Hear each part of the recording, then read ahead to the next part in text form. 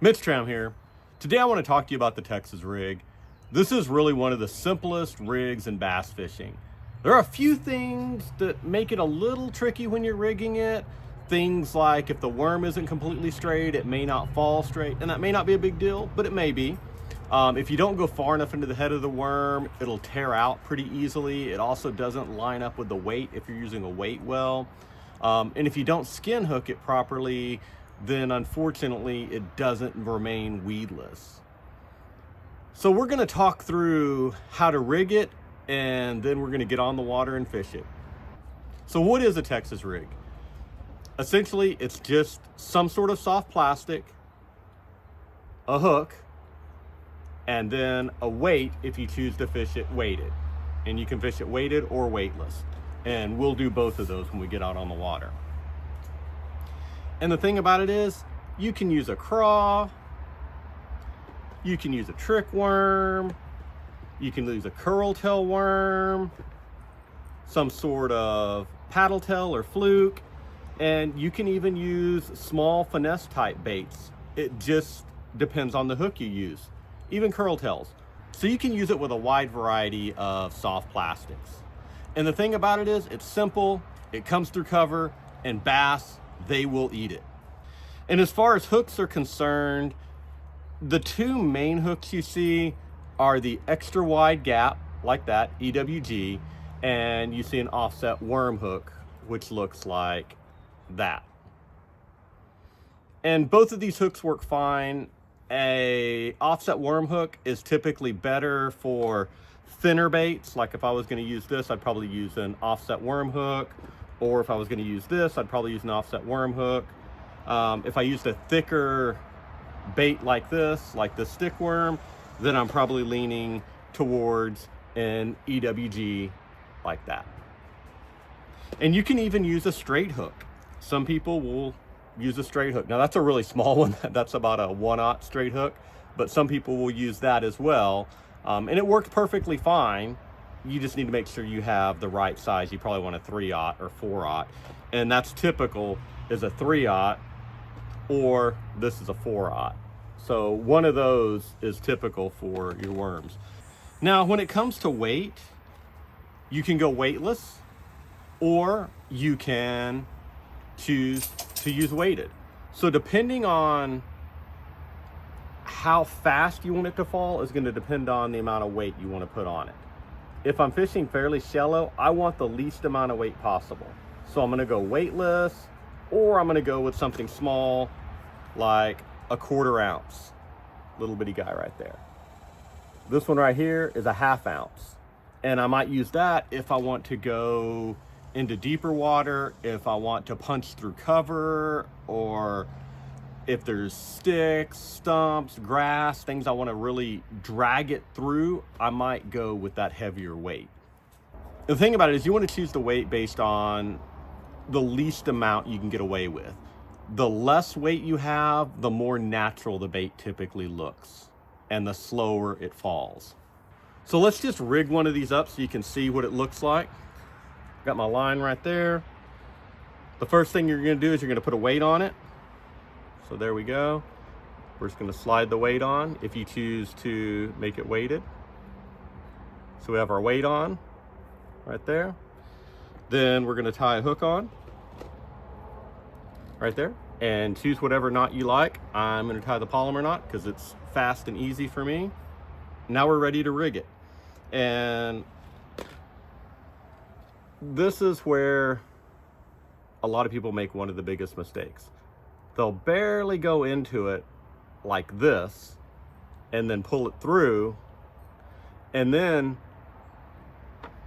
you have two issues with this. From a weight standpoint, our weight is not getting all the way down on the worm, and it's banging on our knot, right? The second thing is there's not much room right here, and it'll tear out very easily.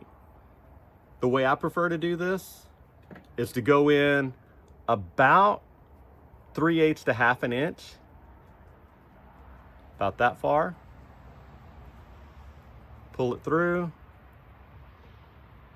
and that way your knot, your hook eye, everything is inside the worm. The next thing you have to do is you have to punch this through the worm. And what I typically do is I just put my fingernail where I know that's going to sit. All right, so I just put my fingernail right there, and I know that's where I need to punch it through.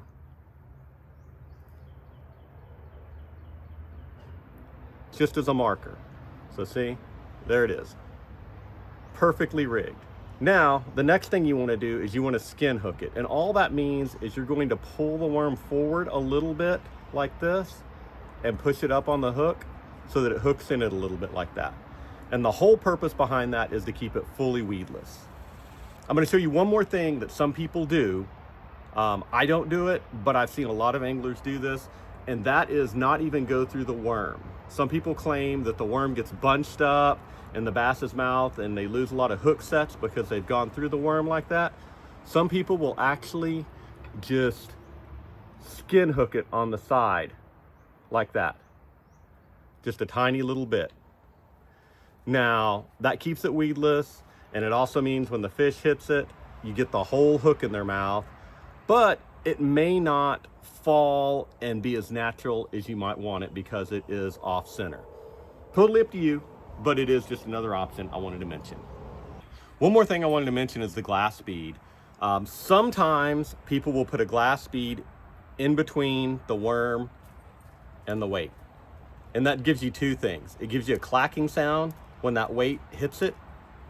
And the other thing it does is adds a little bit more flash. And the last thing I want to mention is what we call pegging. And pegging is essentially stopping this weight from moving.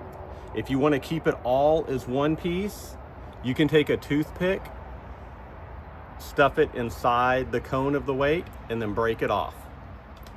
And now you have a weight that doesn't move and the bait functions as one solid piece.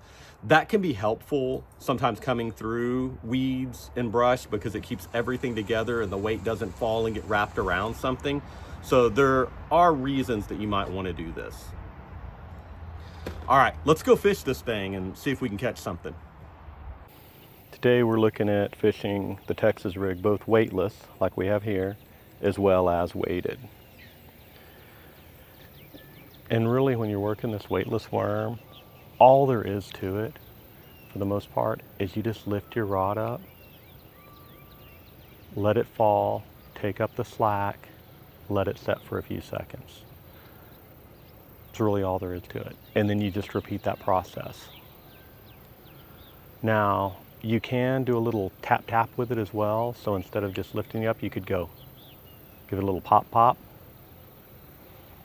But for the most part, all you're trying to do is bring that worm up off the bottom and let it flutter back down. That's all we're trying to accomplish here.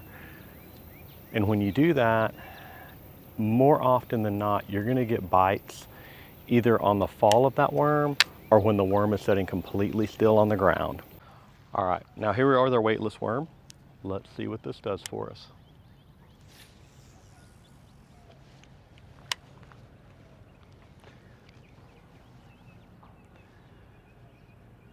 Like I said, there we go. That quick.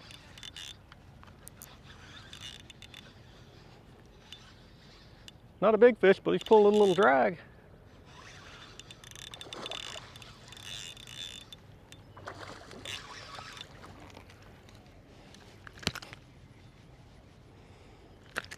Oh. There we go. Nice little fish. We'll put him back. All right, we're gonna be working a Texas rig. And I've got a creature bait with about a 1/4 ounce weight on it. And we're gonna drag and hop this. And we'll see how this produces for us this morning. Let it sink to the bottom and then pop it a couple times.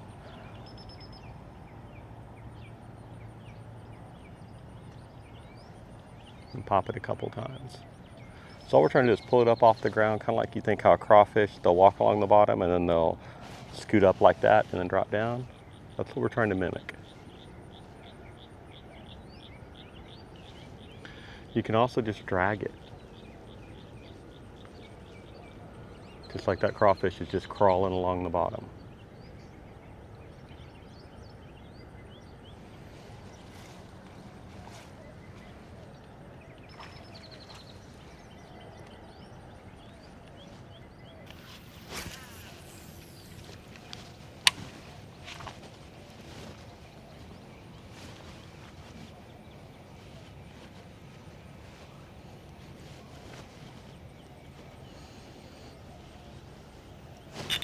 There we go.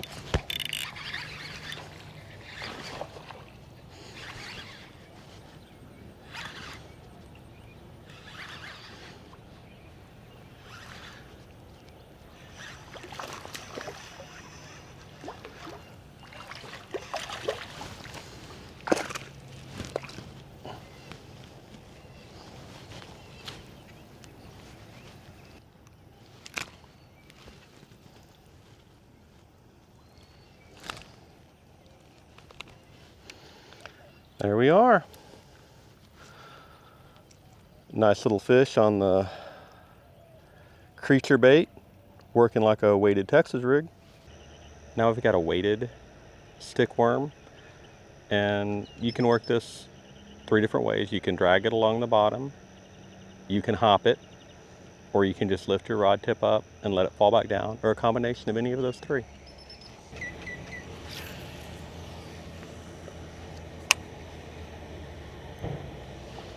So let it sink to the bottom, let it set for a second, take up my slack, and then I'm just going to raise my rod tip up to pull it off the ground. Take up my slack, let it set for a second or 2, and then I'm just going to lift up my rod tip to pull it off the bottom and let it fall back down. There we go. Just like that.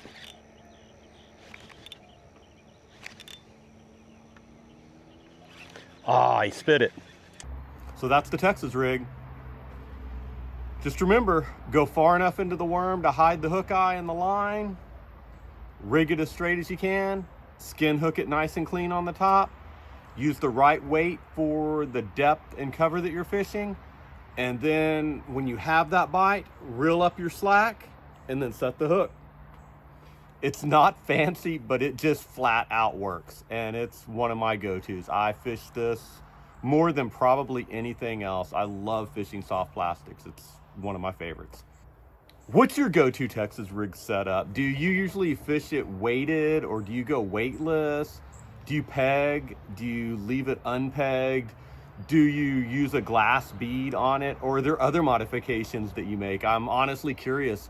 Drop me a comment. I read them all and I answer them all. If you're new to bass fishing, this is one of those rigs that you just flat out need to know. It just produces. All right, everybody. We'll see you next time.